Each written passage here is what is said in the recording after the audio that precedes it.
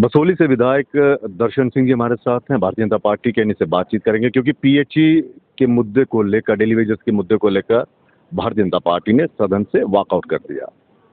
अब ये जो वॉकआउट किया है, ये कितना प्रेशर डालेगा सरकार पर उनको परमानेंट करने के लिए, इससे बातचीत करेंगे। सर, स्वागत है आपका।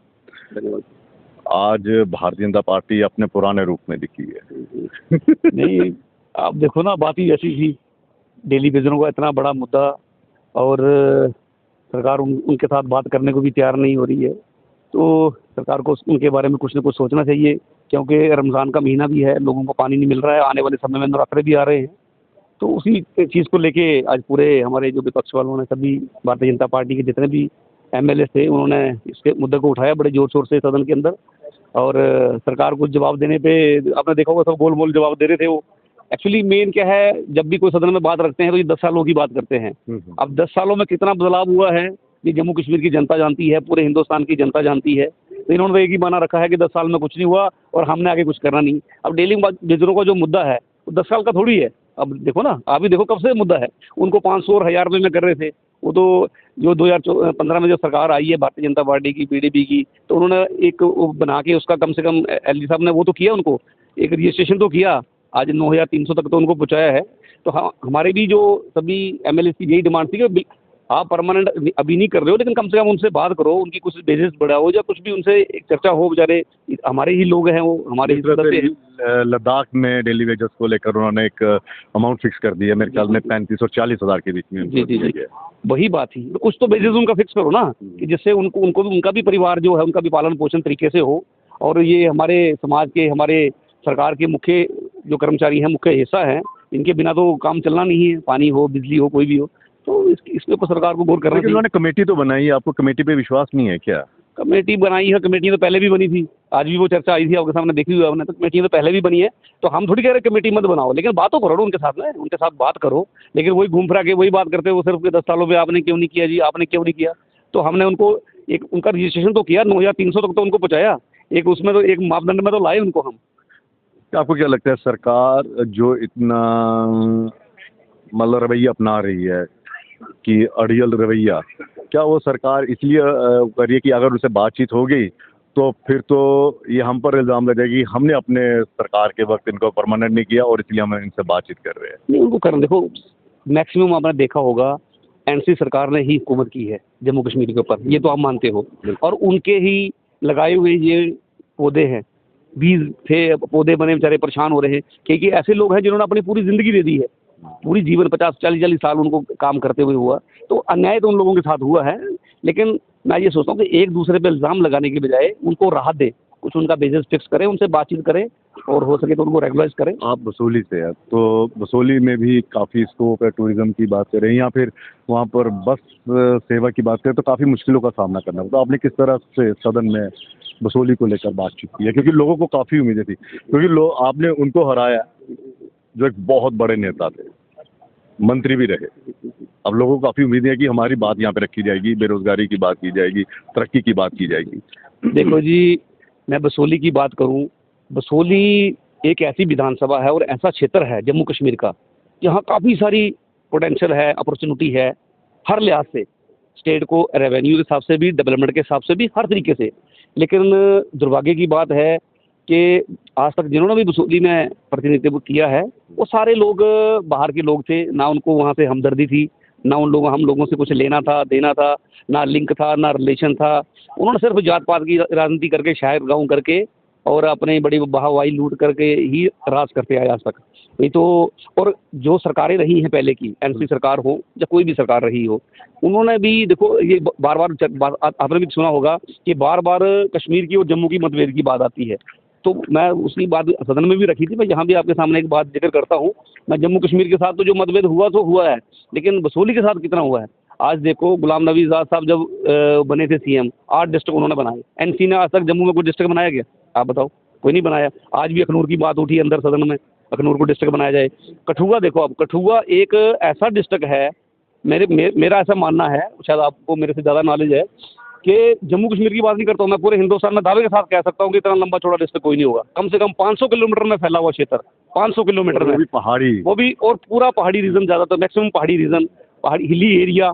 और ये हीरानगर आपका, ये आपका हीरानगर रहा, हीरानगर से लेके छतरगला तक जो डिस्ट्रिक्ट फैला हुआ है। गरीब लोग हैं बेचारे, मजदूर तक हुआ लोग हैं, छोटे छोटे काम करवाने के लिए उनको कठुआ आना पड़ता है। आबादी भी है, 5-6 लाख की पॉपुलेशन हमारे पहाड़ी जिले की है, जो बनी, बसोली, बिलावर, जिनकी बड़ी पुरानी मांग है जिले को लेके।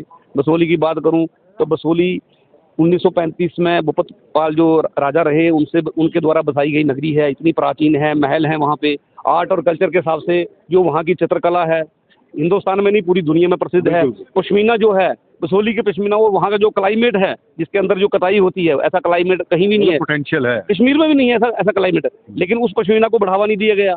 जो आज भी चरखा सोसाइटी वहाँ चल रही है, 500 को चरखे वो चलाते हैं बेचारे, लेकिन उनके लिए, उनको बूस्ट करने के लिए कुछ नहीं है, मार्केटिंग के लिए कुछ नहीं है, उनका प्रोत्साहन के लिए कुछ नहीं है, सरकार का ध्यान ही नहीं ना गया उधर।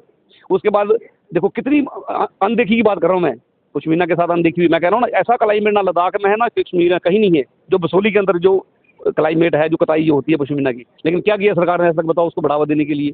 चित्रकला वहाँ की जो है बड़ी मशहूर, अंतर्राष्ट्रीय। और हाल ही पिछले साल हम धन्यवाद करते हैं हमारी सरकार का, एलजी साहब का, सेंट्रल गवर्नमेंट का, जिन्होंने जीआई टैग भी दिया उसको, चित्रकला को भी मिला और उसको पश्मीना को भी मिला।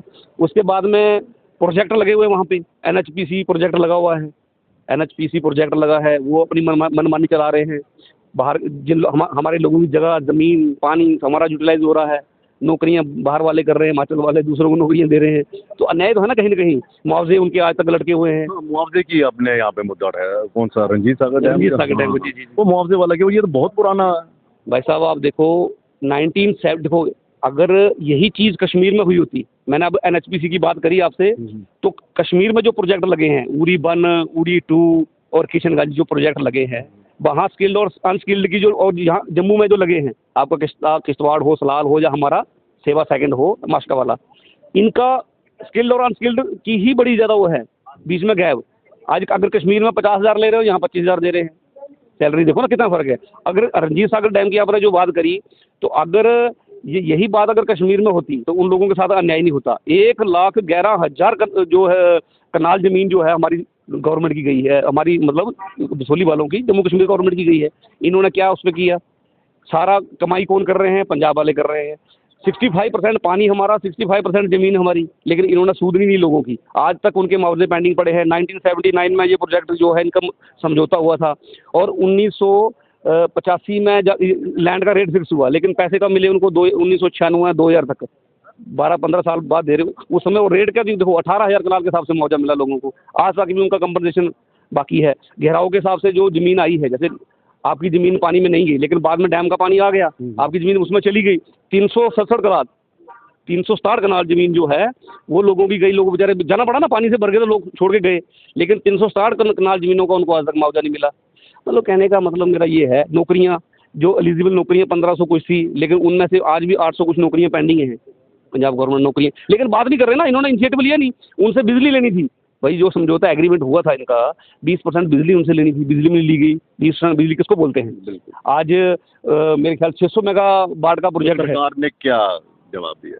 सरकार ने तो कुछ आपके सामने देखो ना, कुछ बोले नहीं, ना कोई रिप्लाई दिया, ना कोई जवाब दिया। मेरे सहयोगी अमित का एक सवाल, अमित क्या सवाल बता रहे थे आप?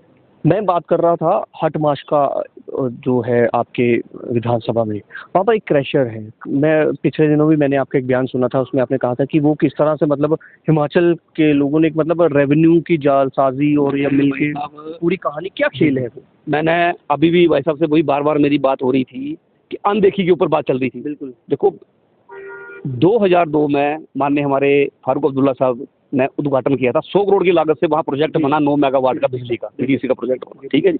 2012 से वो बंद पड़ा है। इन्होंने रीजन नहीं तलाशा है, प्रोजेक्ट बंद पड़ा है, मशीनरी डैमेज हो रही है, एम्प्लॉयमेंट जो है वो ऐसे इधर उधर बैठे हैं। कहने का मेरा मतलब ये है वो बंद कैसे हुआ?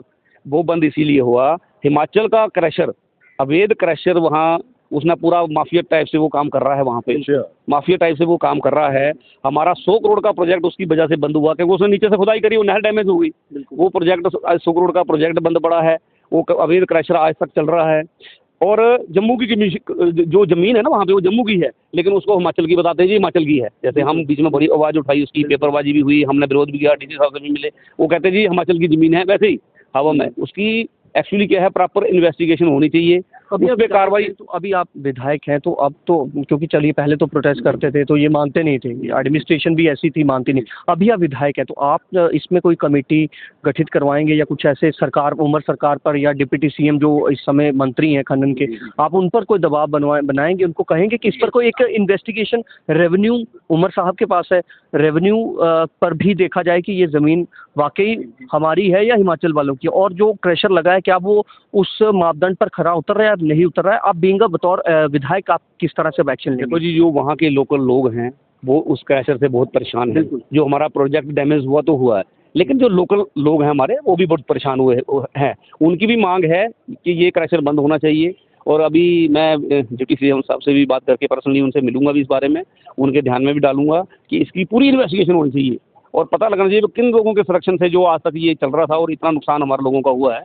तो उसमें बड़ा माफिया टाइप हमारे लोग हैं, तो ये समझ लो उनको जाने भी नहीं देता वहाँ पे। अगर किसी ने पैदल भी जाना तो जाने नहीं देता। इस टाइप की दादागिरी चल रही है, तो इस पे होनी चाहिए कार्रवाई। तो इसका मैं डिप्टी सीएम साहब से बीच में भी मेरी बात हुई थी, तो उनसे टाइम लेके चर्चा करके इस पे कार्रवाई करवाएंगे और लोगों की भी इच्छा है, वहाँ के लोगों की भी। बहुत बहुत शुक्रिया। Thank you.